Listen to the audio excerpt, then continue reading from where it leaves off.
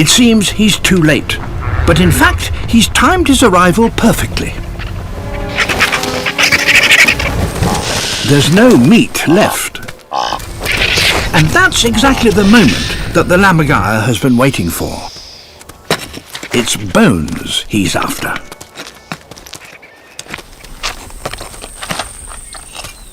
Bones contain rich marrow fat, but extracting it is not easy. But lammergeiers have an extraordinary solution, thanks to their flying skills. Soaring up on thermal air currents and positioning the bone parallel to his body to minimize drag, he soon reaches the perfect height. From here, he glides to a place he knows where he can deal with the bone, where there are giant rock slabs on the lip of an escarpment.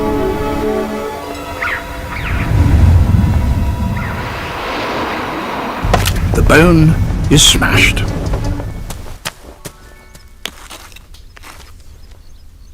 The juices in his stomach are more corrosive than battery acid. They dissolve the bone so that he can now digest the marrow. Because now the young lammergeier has his turn.